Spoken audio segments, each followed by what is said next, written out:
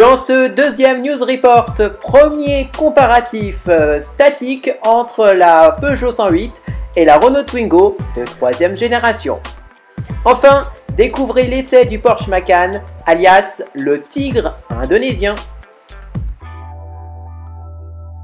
Salut à toutes et à tous, je suis très heureux de vous retrouver en ce dimanche 4 mai 2014. Merci de nous rejoindre, c'est le deuxième News Report de la saison que vous pouvez commenter comme d'habitude avec le hashtag News Report sur Facebook, Google+, encore Twitter. J'attends vos réactions avec impatience. Ce numéro de News Report est un petit peu particulier vu que je vous propose que des vidéos. Et on commence tout de suite avec la partie actu. Et nous avons comparé, en tout cas statiquement, c'est-à-dire qu'on ne les a pas fait rouler. On a juste comparé l'intérieur, l'extérieur, l'habitabilité de deux stars du dernier salon de Genève. Ça vous n'aurait pas manqué, hein. Le dernier salon de Genève, c'était le salon des citadines. Et parmi ces citadines, deux ont attiré notre attention. Une qui rend hommage à la Renault 5 Turbo, je parle de la Renault Twingo de troisième génération avec son moteur à l'arrière. Et l'autre, c'est une sorte de mini Peugeot 308. Vous l'aurez donc compris, je parle bien de la Peugeot 108.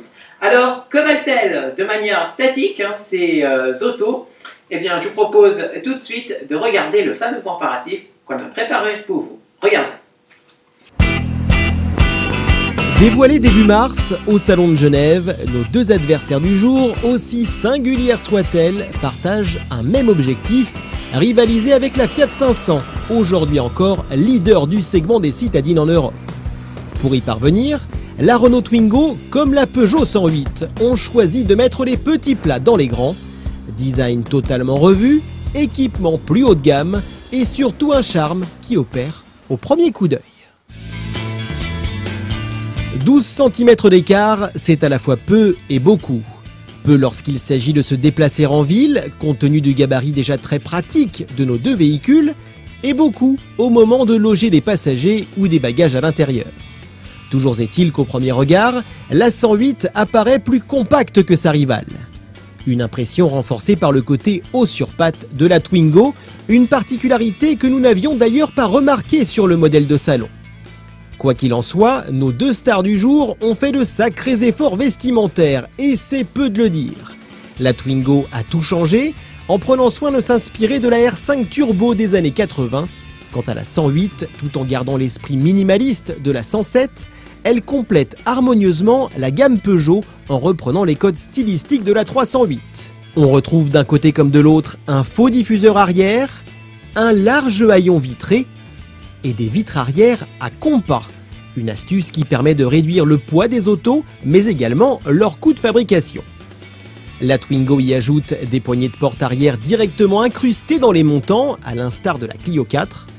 Enfin, notez que malgré les différences de finition qui les séparent, nos deux rivales proposeront à leur lancement un toit en toile à ouverture électrique et une batterie de stickers pour personnaliser leur carrosserie. À l'intérieur, à l'instar du Captur, la Twingo fait la part belle aux rondeurs et aux inserts colorés, avec en guise de cerise sur le gâteau, la fameuse tablette AirLink, directement intégrée dans la planche de bord. Une tablette qui regroupe la majorité des commandes, à l'exception de la ventilation, qui fait l'objet d'une molette dédiée. On note également la présence d'un large et unique compteur de vitesse, situé face au conducteur, en guise d'instrumentation, une option également retenue dans la 108. Cette dernière propose là aussi très peu de boutons et marie habilement plastique grainé et laqué. Un peu moins arrondie que celle de la Twingo, sa planche de bord se veut plus verticale et fait la part belle à un large écran multimédia. Une chose est sûre, comparée à la 107 qui ne faisait pas beaucoup d'efforts, la 108 évolue dans un autre monde, bien plus moderne et attirant. Enfin, si aucune de nos deux rivales n'a fait du rangement son point fort, on note que la 108 dispose d'une boîte à gants fermée, absente sur la 107, tandis que la Twingo mise sur des emplacements étonnants, tels qu'une boîte nomade située derrière le levier de vitesse, ou encore une cachette à parapluie nichée sous la banquette arrière. Sans surprise, avec ses quelques centimètres supplémentaires en longueur, la nouvelle Twingo prend logiquement l'avantage au moment de loger 4 adultes à bord. Pas de quoi envisager de très longs trajets, notamment en raison du peu de confort offert par la banquette arrière, mais assez pour permettre à des invités d'1,80 m d'y prendre place. La 108, vous l'aurez compris, réserve moins d'espace à ses passagers arrière. En revanche, et c'est un vrai plus, le confort est au rendez-vous. Dommage en revanche que dans un cas comme dans l'autre, les sièges avant avec appuie-tête intégré obstruent un peu trop la visibilité des occupants. Enfin, si le test de la poussette, bien utile aux jeunes parents, est réussi, seule la Twingo est capable d'en offrir un peu plus avec son coffre de 219 litres. Elle ne dispose en revanche plus d'une banquette coulissante et doit s'affranchir de la présence du moteur à l'arrière. Un choix directement lié à l'accord stratégique passé entre Renault et le groupe Daimler-Mercedes, qui prévoit l'utilisation d'une plateforme commune entre la Twingo et les futurs Smart Fortwo et Forfort.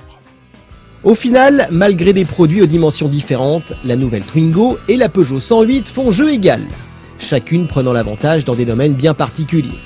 La première s'en sort grâce à son habitacle, mieux agencé, et son espace à bord plus important, tandis que la seconde joue la carte de la séduction avec son gabarit réduit et son style plus sportif. Une chose est néanmoins certaine, avec ces nouvelles offres, Renault et Peugeot possèdent de sérieux arguments pour partir à l'assaut de la vieillissante Fiat 500.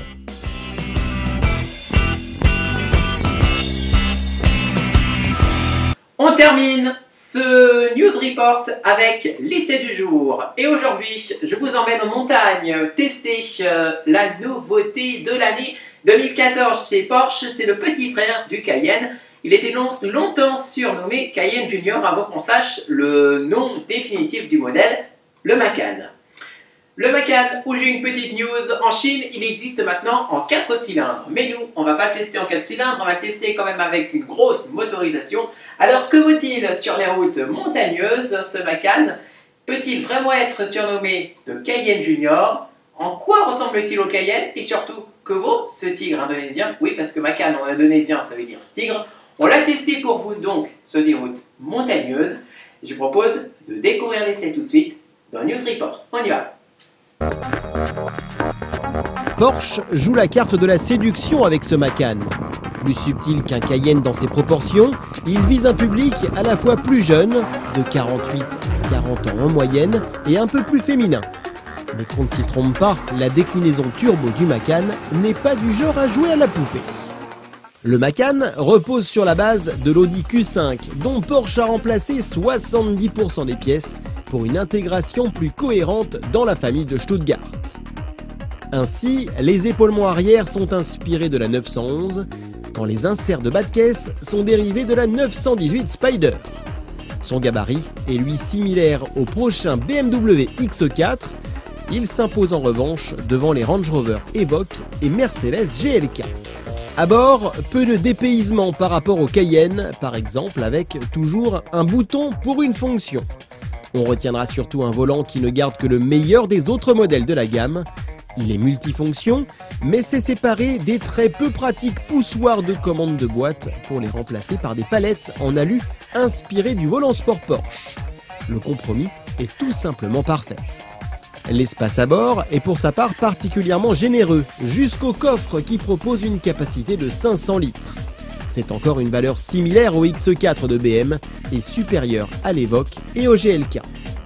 Propulsé par un nouveau bloc V6 3,6 litres de 400 chevaux, le Macan Turbo S devient d'entrée de jeu le SUV intermédiaire le plus puissant du marché. Seule sa sonorité nous a paru un peu timide, justifiée par l'absence d'amplification de l'échappement.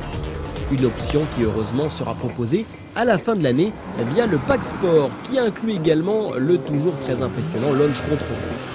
Avec ce système, l'exercice du 0 à 100 km/h est réduit de 2 dixièmes, soit 4 secondes 6.